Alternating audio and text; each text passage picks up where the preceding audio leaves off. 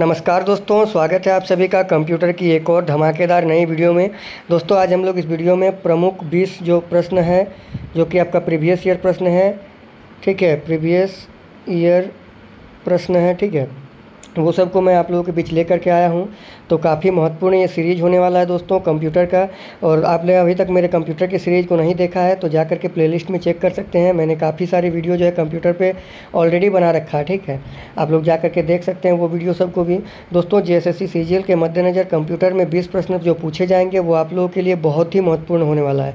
मैं बार बार यही कहता हूँ कि ये 20 नंबर आप लोगों को रिजल्ट दिलाने वाला होगा, ठीक है। तो आप लोग अच्छे से थोड़ा कंप्यूटर को करके जाएँ ताकि आप लोगों का 20 में से कम 15, 17, 18 तक आप लोग बना के आएँ, ठीक है। चलिए दोस्तों आज की हमारी पहली प्रश्न को देखते हैं। आज की हमारी जो पहली प्रश्न है, प्रमुख मेमोरी डैश के समन्वयन का कार्य करती है। विशेष कार्य कार्ड, या फिर आपका रैम, या फिर आपका CPU, या फिर आपका इंटेल, या फिर आपका ये सभी। तो इसका सही आंसर दोस्तों ये आपका हो जाएगा ऑप्शन नंबर सी, CPU, ठीक है। अगली प्रश्न है दोस्तों, CPU का प्रमुख कार्य है। आप सभी को बताना है कि CPU का जो प्रमुख कार्य है वो क्या है, ठीक है। प्रोग्राम अनुदेशों का अमल करना, डेटा जानकारी भावी प्रयोग हेतु स्टोर करना, डेटा और जानकारी प्रोसेस करना, या फिर आपका ए तथा सी दोनों, या फिर आपका इनमें से कोई नहीं। तो देखिए दोस्तों इसका सही आंसर है ये आपका हो जाएगा ऑप्शन नंबर बी, ए तथा सी दोनों। और आप लोग देख सकते हैं ये दोनों ही प्रश्न जो है इलाहाबाद बैंक PO में आप लोगों का 2011 में पूछा गया था, ठीक है। तो मैंने पहले ही आप लोगों को बता दिया ये सीरीज़ जो है आपका PYQ होने वाला है, ठीक है। अगली प्रश्न है दोस्तों, जब कंप्यूटर इनपुट और आउटपुट की बात होती है तब इनपुट का संदर्भ डैश है। ऑप्शन नंबर ए है आपका कोई भी डाटा प्रोसेसिंग जो नए डेटा इनपुट से कंप्यूटर में होती है। ऑप्शन नंबर बी है आपका डेटा या जानकारी पुनः प्राप्त करना जिसे कंप्यूटर में इनपुट किया गया है। ऑप्शन नंबर सी है आपका डाटा या जानकारी जिसे कंप्यूटर में एंटर प्रवेश किया गया है। ऑप्शन नंबर डी है आपका डेटा का प्रेषण जिसे कंप्यूटर में इनपुट किया गया है। तो ये दोनों हो जाएगा दोस्तों बिल्कुल सही जवाब। ऑप्शन नंबर ई है आपका सी तथा डी दोनों।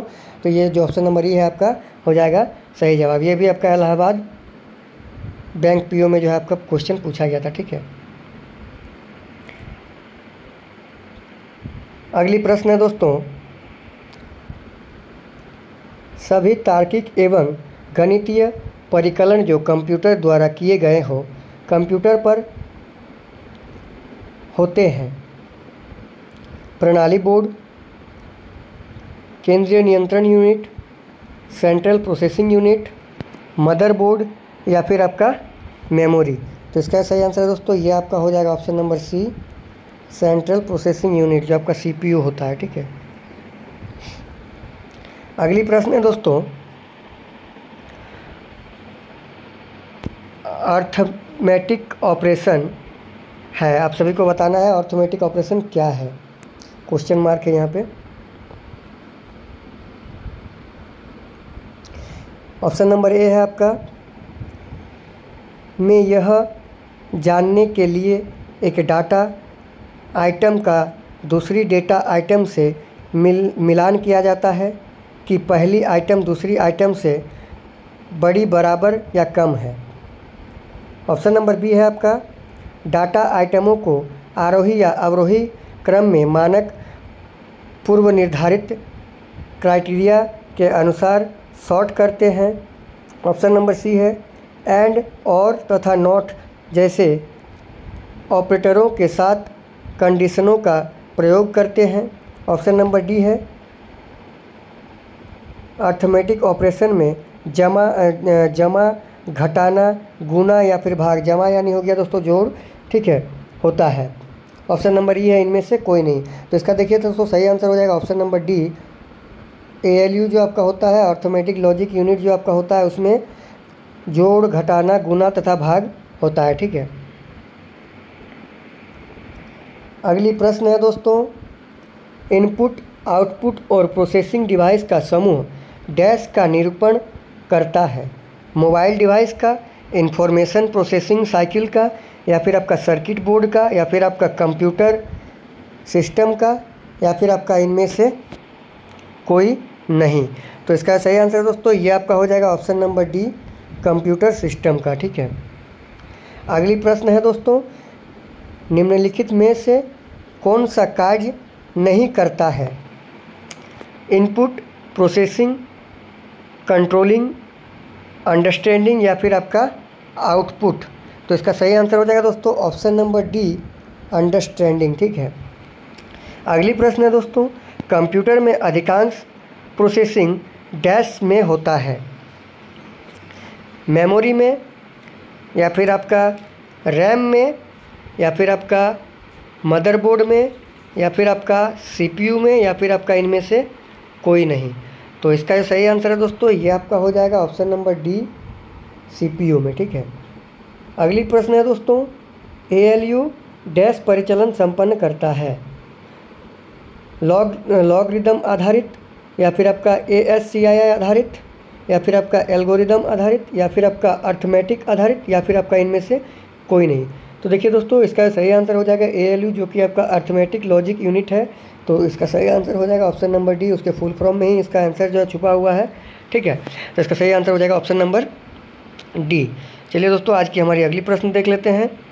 आज की हमारी जो अगली प्रश्न है दोस्तों वो है, निम्न में से कौन सा कंप्यूटर का बुनियादी कार्य नहीं है?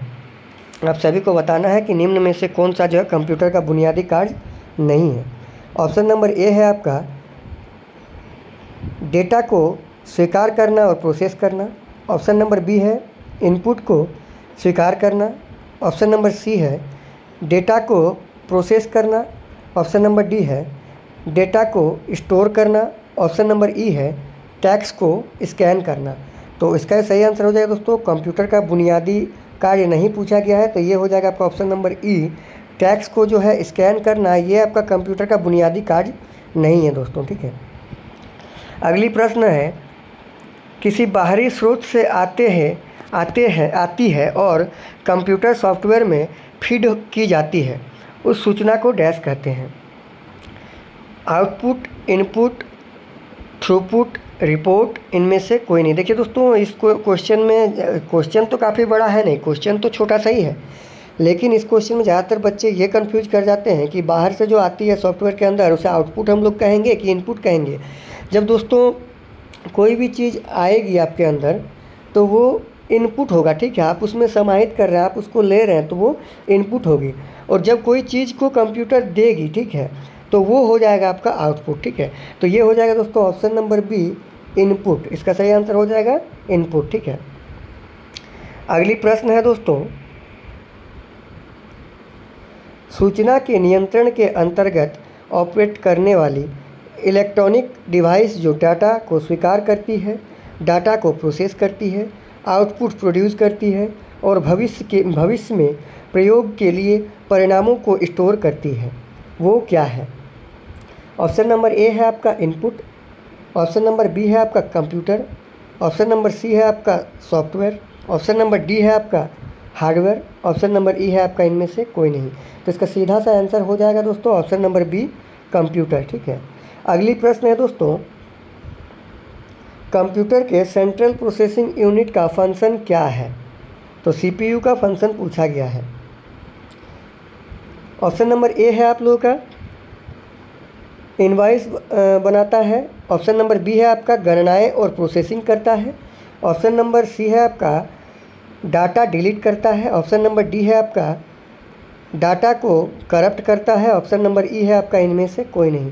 तो दोस्तों जो आपका सीपीयू का कार्य है वो हो जाएगा गणना और प्रोसेसिंग करना। ठीक है, गणनाएं और प्रोसेसिंग करना जो है आपका सीपीयू का कार्य हो जाएगा। तो ऑप्शन नंबर सी हो जाएगा बिल्कुल आपका सही जवाब। ठीक है, अगली प्रश्न है दोस्तों, सीयू और आईओ के बीच सिग्नल के मूवमेंट को कौन नियंत्रण करता है?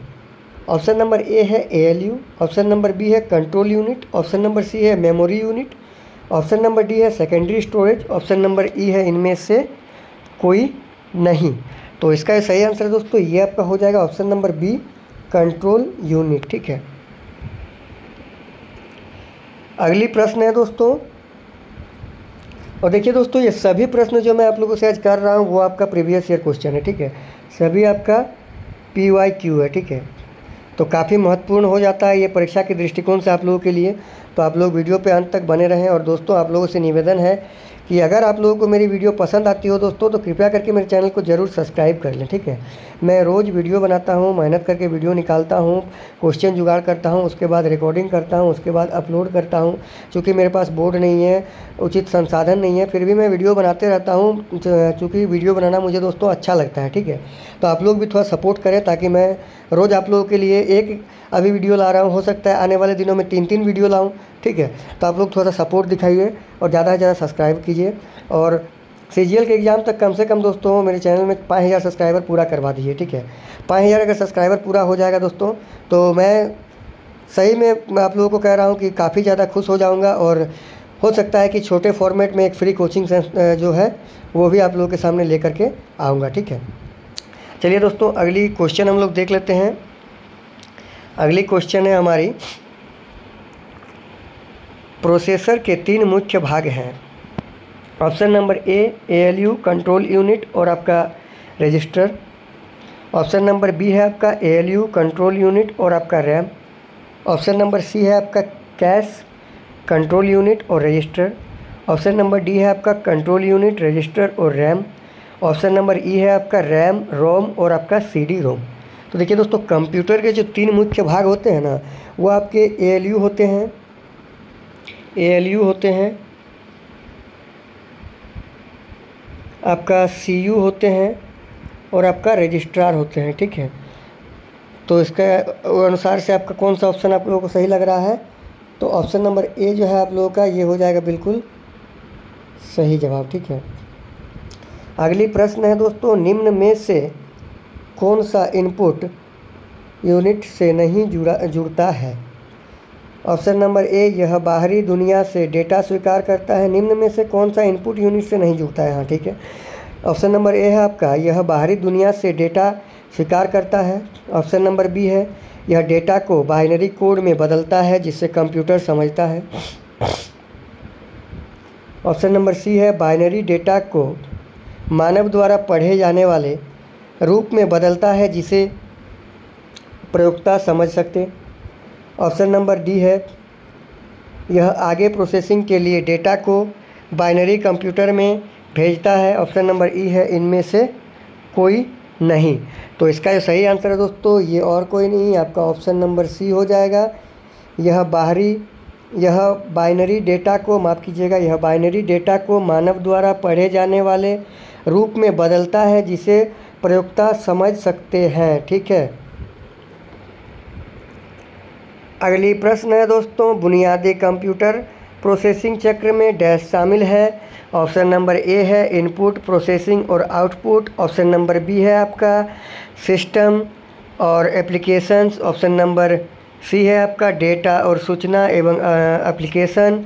ऑप्शन नंबर D है आपका हार्डवेयर सॉफ्टवेयर और स्टोरेज। ऑप्शन नंबर E है आपका इनमें से कोई नहीं।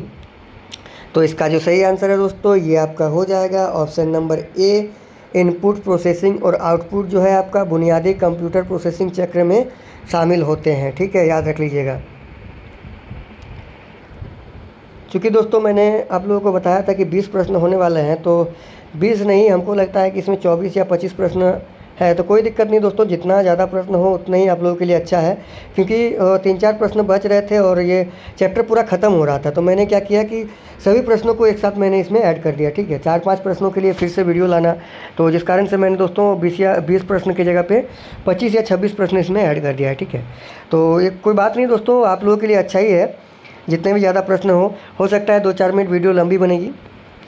तो चलिए दोस्तों अगली प्रश्न है आज की कि कंप्यूटर चलाने के लिए यूज किए जाने वाले डेटा या सूचना डैश कहलाता है? सॉफ्टवेयर कहलाता है,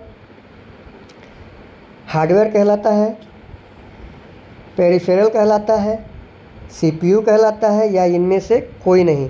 तो देखिए दोस्तों, जो आपका कंप्यूटर चलाने के लिए यूज किए जाने वाला डेटा है या सूचना है वो ना तो सॉफ्टवेयर, ना तो हार्डवेयर, ना तो पेरिफेरल, ना तो CPU। तो इसका सही आंसर क्या हो जाएगा? इनमें से कोई नहीं, ठीक है। देख लीजिए, कंफ्यूज मत कीजिए, ऑप्शन नंबर ई हो जाएगा बिल्कुल सही जवाब। जुनून में आके दोस्तों होता है एग्ज़ाम हॉल में, इनमें से कोई मारता ही नहीं है।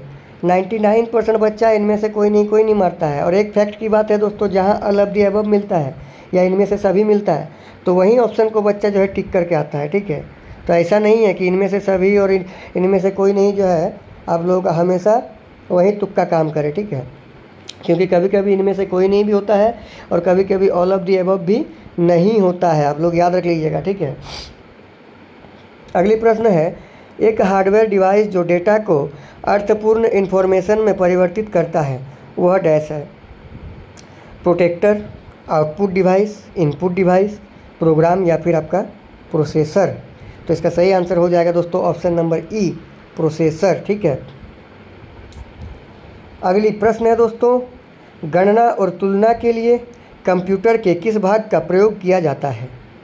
एएलयू का, आपका कंट्रोल यूनिट का, आपका डिस्क यूनिट का, आपका मॉडेम का, या फिर इनमें से कोई नहीं। तो देखिए दोस्तों, एएलयू जो कि आपका अर्थमेटिकल लॉजिक यूनिट है, तो ये पूछा क्या गया है गणना और तुलना, तो सही आंसर क्या हो जाएगा ऑप्शन नंबर ए, एएलयू, ठीक है। अगली प्रश्न है दोस्तों, सीपीयू एएलयू में डैश होते हैं? रैम स्पेस, या फिर आपका रजिस्टर, या फिर आपका बाइट स्पेस, या फिर आपका सेकेंडरी स्टोरेज स्पेस, या फिर आपका इनमें से कोई नहीं। तो दोस्तों एएलयू और सीपीयू में जो होता है वो आपका रजिस्टर होता है, ठीक है। अगली प्रश्न है दोस्तों, अर्थमेटिकल लॉजिक यूनिट जो कि आपका एएलयू है वो क्या है? गणितीय संक्रियाएं पूरी करता है, डेटा संग्रह करता है, तुलनाएं करता है, या फिर आपका निवेश युक्तियों के साथ संप्रेषण करता है? तो आप सभी को बताना है कि निम्न में से जो है कौन सा उत्तर सही है। तो देखिए दोस्तों, मैंने बार बार आप लोगों को कहा कि एएलयू जो है गणना करने की मशीन है, ऑटोमेटिकल लॉजिक यूनिट। तो ऑप्शन नंबर ए जो है ये आपका बिल्कुल सही होगा। डेटा संग्रह करना ये आपका गलत हो जाएगा। ऑप्शन नंबर सी जो है आपका ये भी बिल्कुल सही होगा। ऑप्शन नंबर 4 जो है ये भी आपका गलत होगा, ठीक है। तो इस हिसाब से दोस्तों देखिए कौन सा ऑप्शन आप लोगों का सटीक बैठ रहा है।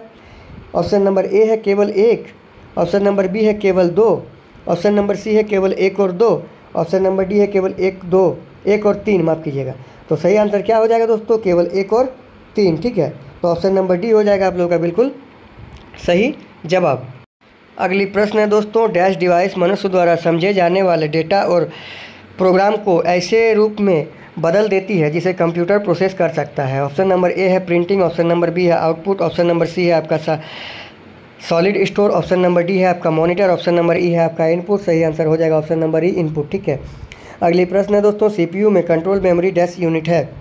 आपका माइक्रो प्रोसेसिंग यूनिट, आपका अर्थमेटिकल लॉजिक यूनिट, आपका आउटपुट यूनिट, आपका रोम, आपका इनपुट। इसका सही आंसर हो जाएगा दोस्तों option number D, arithmetical logic unit. दोस्तों वीडियो चूँकि लंबा हो चुकी है, जिस कारण से मैं जल्दी आप लोगों को, ये अंतिम प्रश्न है दोस्तों, अंतिम प्रश्न का उत्तर आप लोगों को बताना है। अगली प्रश्न है, GIGO शब्द किससे संबंधित है? जो गीगो शब्द है दोस्तों वो किससे संबंधित है? तो इसका सही आंसर हो जाएगा दोस्तों एक्यूरेसी से संबंधित है, ठीक है। ऑप्शन नंबर ए हो जाएगा बिल्कुल सही जवाब। तो धन्यवाद दोस्तों।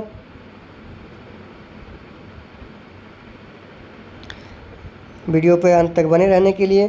दोस्तों आप लोगों को वीडियो कैसी लगती है आप लोग कमेंट करके ज़रूर बताएं। अगर आप लोगों को वीडियो पसंद आती हो तो अपने दोस्तों तक शेयर भी कर दे दोस्तों, ताकि मेरे वीडियो जो है थोड़ा ज़्यादा वायरल जाए और सब्सक्राइबर जो भी है और थोड़ा सा बढ़े। क्योंकि दोस्तों सब्सक्राइबर अभी बहुत सारे कम है, बहुत ही कम है। देखा जाए एक तरह से तो मेरे चैनल में सब्सक्राइबर अभी बहुत ही कम है। आप ही लोगों को सपोर्ट करना है और सब्सक्राइबर को थोड़ा सा बढ़ाना है। मैं ज़्यादा नहीं बोल रहा हूँ, थोड़ा सा कम से कम 2 से 2.5 हज़ार करा दीजिए, वही मेरे लिए काफ़ी रहेगा, ठीक है। आप सभी से निवेदन है, आप लोग सब्सक्राइब अगर नहीं किए हैं तो सब्सक्राइब कर लें। वीडियो पे व्यू तो अभी अच्छी खासी आती है दोस्तों, लेकिन सब्सक्राइबर जो है नहीं आता है, ठीक है। तो सब्सक्राइब करें दोस्तों, आप सभी से निवेदन है। काफ़ी मेहनत से वीडियो बनाता हूँ, आप ही लोगों के लिए वीडियो लेकर के आता हूँ, ठीक है दोस्तों। तो धन्यवाद दोस्तों। आप लोगों को वीडियो कैसी लगी आप लोग कमेंट करके ज़रूर बताएँ, ठीक है।